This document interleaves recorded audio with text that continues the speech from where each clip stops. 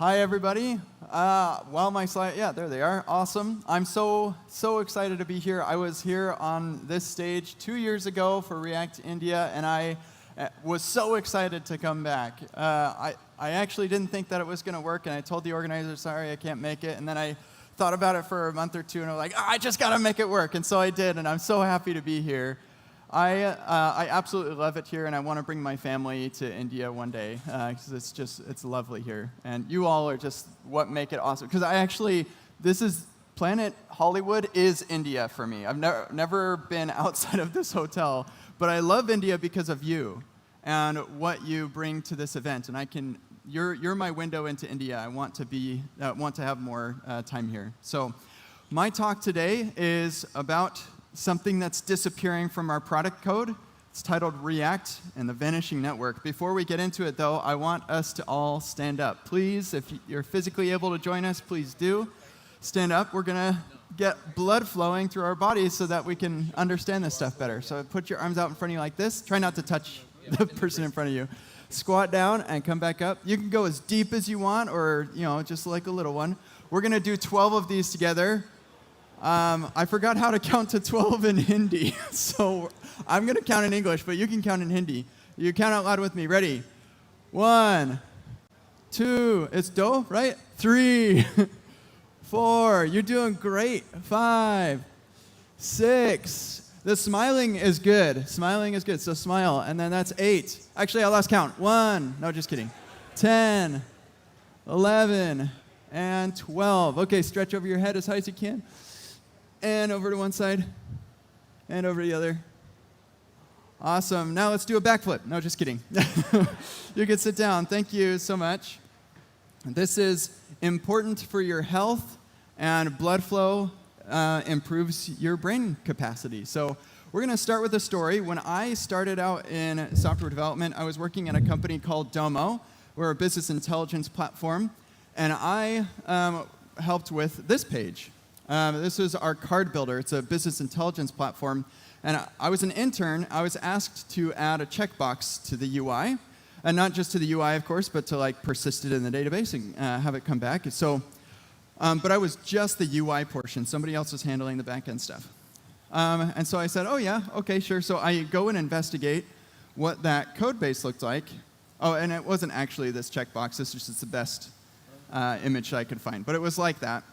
And so I go to the code base, and it looks something like this. And we're going to look at this in detail. So starting up here, and then, we're not going to look at this. You can't see that. There's wasn't actually the code either. But it represents the code well, because that was like 2,000 lines of Backbone base view. Anybody here use Backbone before? Yeah, do you remember you had your base view, and then you would extend with this other view? So we had like a 2,000-line base view, and then another 1,500-line view that extended from that for the cards. And then we had our model that was also like 1,000 lines. It was just insane. So with that, how long do you think it took? Shout out, how long did you think it took me to add that checkbox? 1 week? A month?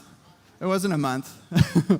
But it's actually telling that you're all thinking, oh, it's going to be a lot. I guess I wouldn't share the story if it wasn't a lot. It was 2 weeks. Oh, whoops, there it is. 2 terrible weeks for this intern who's trying to show that he can provide value. It was awful. And so my question is, why did it take so long? Why did you think that it was going to take a week? A week for a checkbox. It actually took only 5 minutes for the checkbox, like adding the UI. So the reason that it took so long was because of the network. Network management, persistence, and loading the data, and getting it to the right place through those 4,000 lines of code. Yeah, that took forever. And so I want to talk about how we can make the network completely vanish from our code bases. So from here on out, I'm going to be standing right here with our good friend Cody. OK. I want to give you a tour of how we have built web applications over the years, and hopefully that we can see what is happening to our network code as product engineers through this tour. So in the early days, you would have a server that rendered some HTML.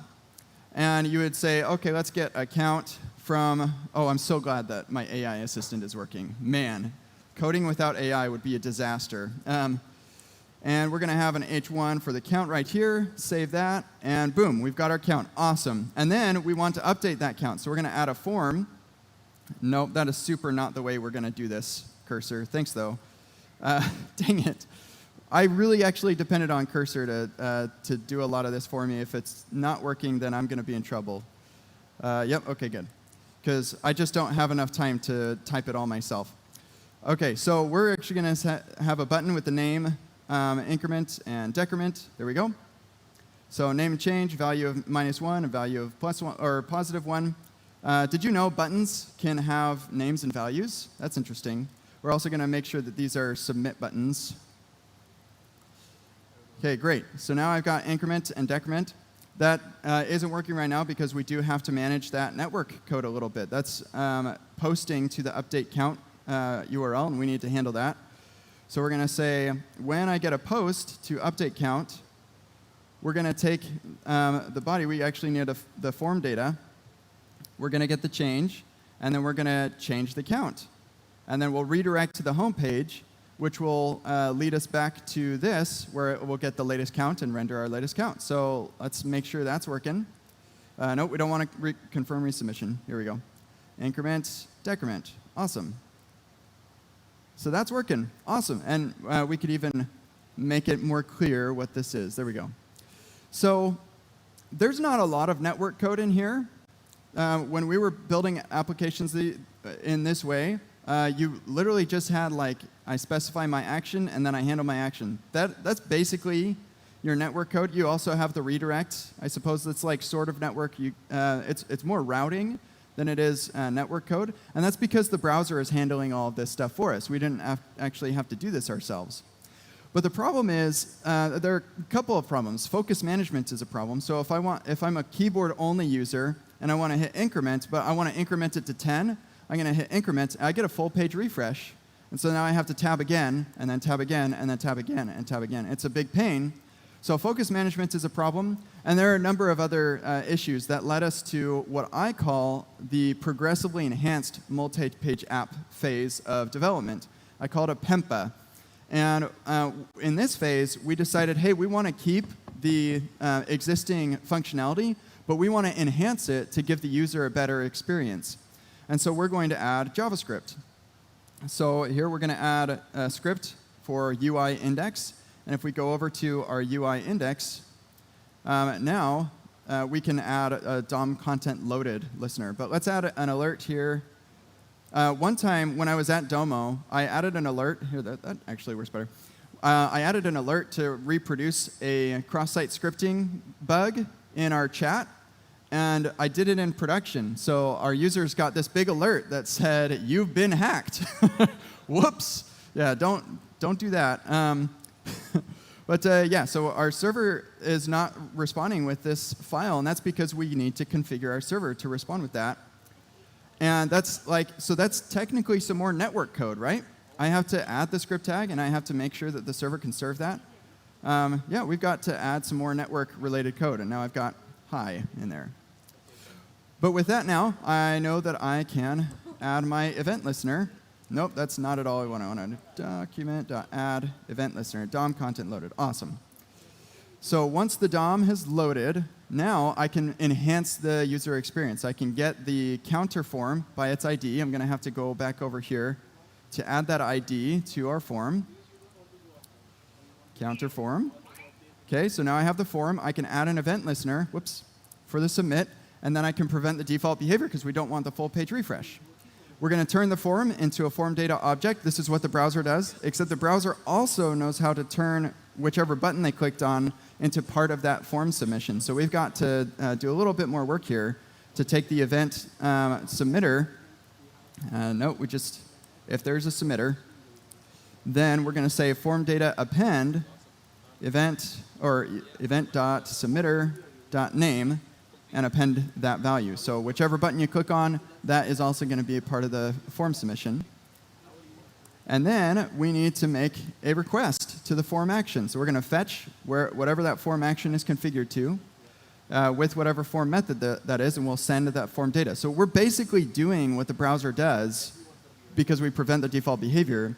We're not doing it as well because we're ignoring errors and race conditions and a bunch of other things. But again, like, we have motivation to do this because we don't want the full page refresh, and we want to have an enhanced user experience here.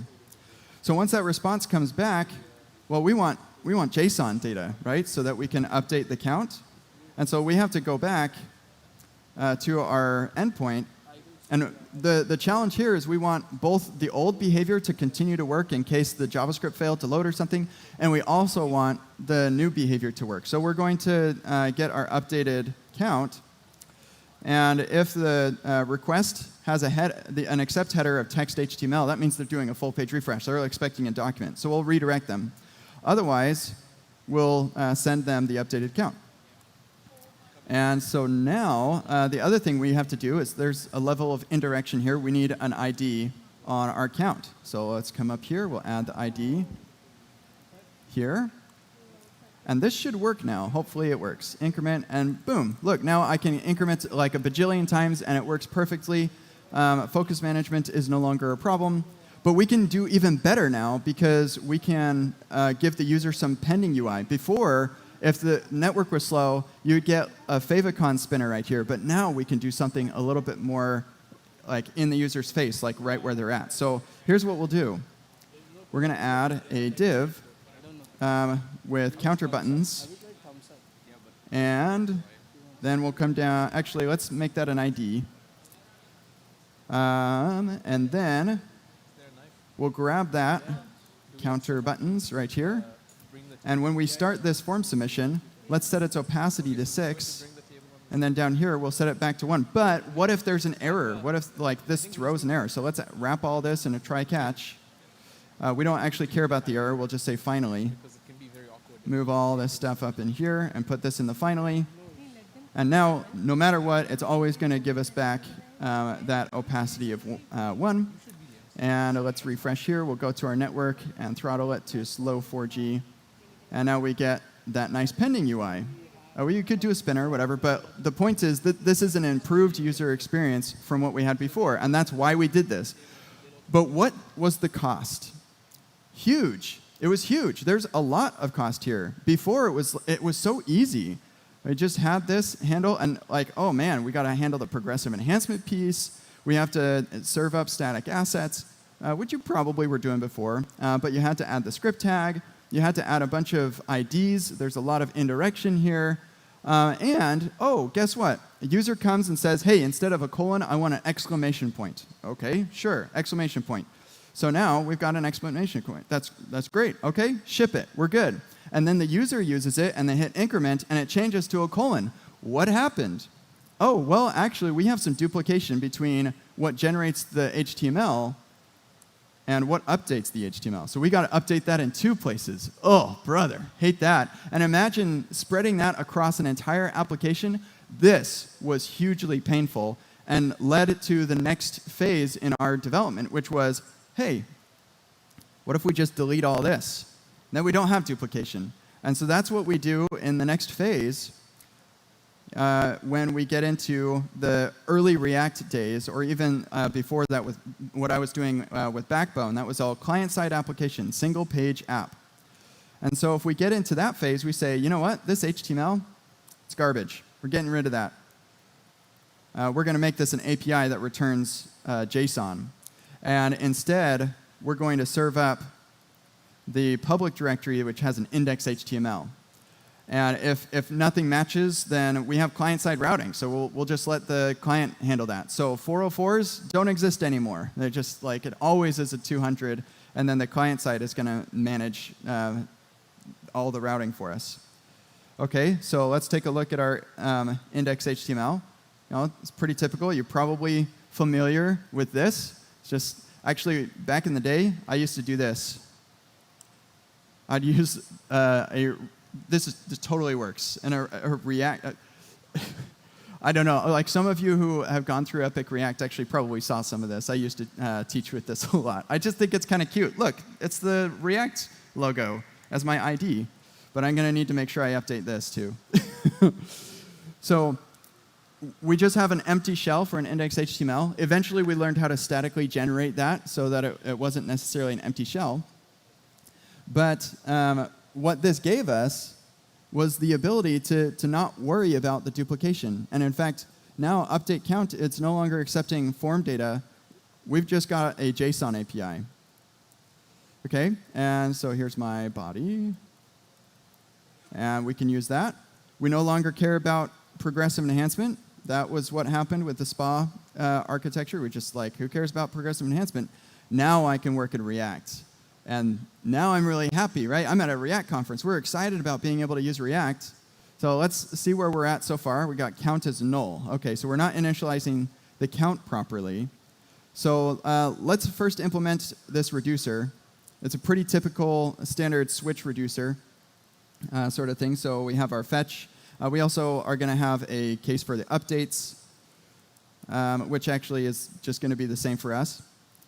And now, in this use effect, let's make a function called fetchCount, where we'll dispatch the start. See, like this is so common. You all like are nodding your heads like, yes, I've done this before. It's so common that the AI can just like autocomplete the whole thing because we've all trained the AI to do this. So we're going to fetch count. That's a JSON API. We'll dispatch success or dispatch error, and then we'll call fetch count. Now this returns a promise, but I can't return that because I'm in a use effect. So we could just ignore it. Or what I like to do, somebody's going to come around and be like, why doesn't they have an await? They forgot an await. So what I do is I say void. And that communicates, no, I didn't forget the await. I'm ignoring this promise. And we're going to just pretend that race conditions and resubmission, like we're going to pretend none of that matters. But yeah, there we go. So we can initialize. Sweet, we've got our count of 0. All right, that's good. But we have to update the count, right? So let's go ahead and make a function called, and it's async, called update count. That takes the change. Here, let's finish that work. There we go. We fetch to update count. We post and JSON stringify the change. Here, let's also add our proper headers for the content type. Awesome. And then we're going to take that response and dispatch the payload for our count or dispatch the error. Sweet. Yeah, we could do that. And then let's handle that. Actually, we're calling update count already. So let's save this, see what happens. Increment, decrement. It is totally working, but that initial null flash, not cool. So let's do better than that. We'll say if the state is loading and the count is null, then we haven't actually loaded yet. So we'll show this loading state. And if there's an error, then we can show the error. Now notice we deleted the form. Most of us don't render forms anymore for stuff like this. It's a button with an on-click, right? So that's gone. That represents all the progressive enhancement we just said goodbye to, which stinks. It really does. Not happy with that. But you'll notice we do have that pending UI. So like we still have, as far as the perceptible user experience, it's still pretty much the same. But the problem is it's actually quite different because of this loading state that we forced our users to experience. And now we live in a world where you land on the page, and maybe it looks like it's ready because it was statically generated, but none of the buttons work. And it's such a pain to use. Or maybe they're not statically generating it because it's all dynamic, and so you're forced to look at like 30 spinners, and they all pop in at once. We call that popcorn UI. And popcorn is normally great, but this is bad popcorn. This is burnt popcorn, not good.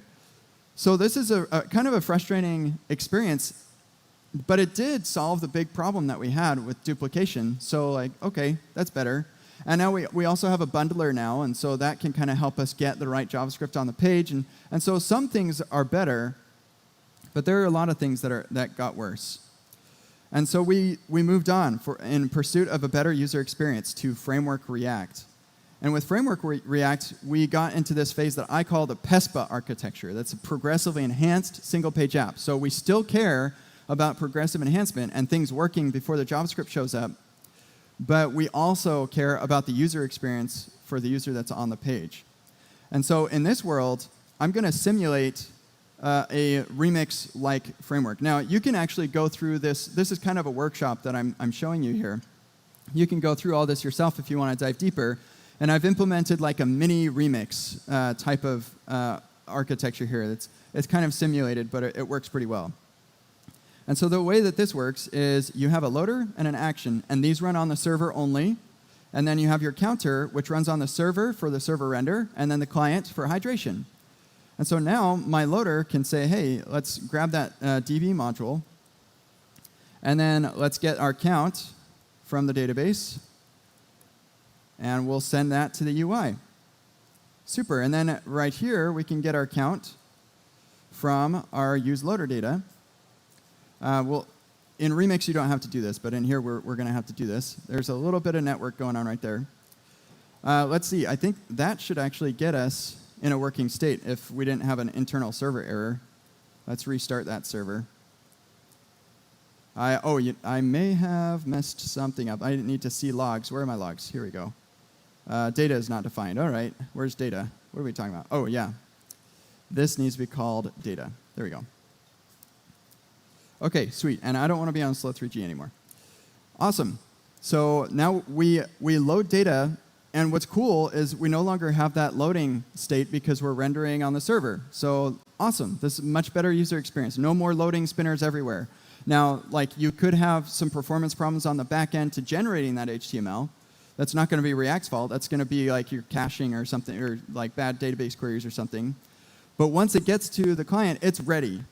And on top of that, we care about progressive enhancement again. So this action simulates the same sort of experience that we had before, where we can get the form data. We could get the change from that and update the account, and then return success. And it's going to update and revalidate our data for us automatically. And so now, instead of this form, I'm going to use this special fetcher.form. And this is going to render a regular form on the server, and then it enhances it on the client once that all hydrates. And so you get the progressive enhancement if the JavaScript fails to load or something, or if it's taking a while to load. But then you get the enhanced user experience if when it does finish loading. And it's totally not working, and I totally don't know why. We're going to spend 3 seconds figuring out why this isn't working. Update. Oh, this happens to me too much. Change count, I think is what it's called. There we go. So good user experience. We can still even do our pending UI and everything. So we can say fetcher.is pending. All of this, we get both. And that's what I love about the PESPA architecture. This is what I love about Remix. And React Router is soon going to be merged with Remix. So if you're using React Router, this is your future. And it's beautiful. It's awesome. But there's still network happening here. Where's the network? Right there. And use loader data in Remix doesn't require this, but it does look for the nearest route that where your component is at. So there is network code going on here. Lots of it's hidden by the framework, but we still care a lot about the route that we're on. And this is the one thing that I think Remix really needs to solve, and they're going to. And React Router v7 is going to, and it's thanks to React Server Components. React Server Components makes it so that the network completely goes away. Let me show you what I mean, and then I'll be done. So we move on from the PESPA architecture to modern React.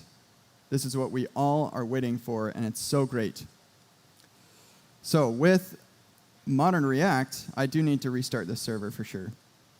With modern React now, we've got our counter, but look, that component is async. That's interesting. So that means I can await db get count. Let's bring in the db. I can import the db right here. And also, I have this update count function that I'm passing as the action. I don't have a URL that I have to match or whatever. I just give it a function. But this code goes to the client, right? That form action needs to go to the client. I can't send a function to the client. That doesn't make sense. And so we're going to say, hey, React, or whatever framework I'm using. This module exposes some things that should be callable by the client. And so now, with that use server, update count can be sent to the client. Now, the definition of the function itself, that doesn't go to the client, just a reference that allows that function to be called. And so, sweet, I'm sending the action. OK, that's good. So I'll save this. Let's also make sure I don't forget to actually update the count. Yep, change count. refresh, and it totally works. And what's really cool is that the only code that's actually in the browser is framework code. Everything else is that I write is only running on the server. So that's cool. That means that I could write a whole huge application, and it all just lives on my server. So we hit this ceiling for how much we actually need to send to the browser. That's pretty cool. But actually, remember, there's a reason we want JavaScript in the browser. This isn't just like, I don't want JavaScript in the browser. No, we do want JavaScript in the browser because we lost our pending UI. So let's slow this down. No pending. I don't know that something's happening. I don't like that. So we do want JavaScript in the browser. And so we have this pending div export. And this needs to be in a separate module because we need to say, I want a bundle for this component. This component needs to have its own bundle. So, and all of its dependencies will all be bundled up. So that stuff can go to the client because we want some interactivity here. I need to know what the current status of the form is and show some pending UI. So we're going to add use client. And then we'll bring in use form status. And we'll use form status right here. Destructure pending. And come down here and wrap our div in this, or change this div for a pending div. And now, if we throttle it down, we get our pending UI back. And all that shows up in the client is the little mini bundle for this part of the UI. So take a step back for a second. Where's the network code? Where did it go? In our product code. Of course, the framework has lots of it. But it's gone. There's no network code here. There's no indirection between the stuff that needs to happen on the server and the stuff that's going to the client. That's just gone. I just pass a reference to the update count. I suppose you could say this is kind of network related. Maybe it's a leaky abstraction, possibly. I'm OK with this. And maybe this is some network code too, because this is saying make me a script tag. That seems OK.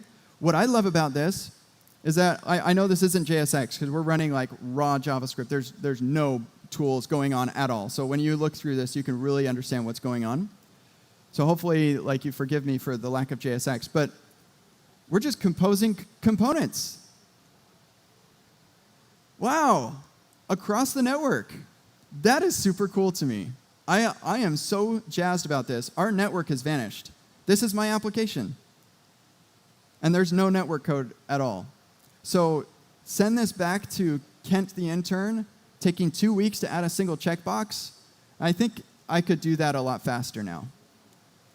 So with that, I just want to mention that you can go through this whole thing that I just showed you by yourself.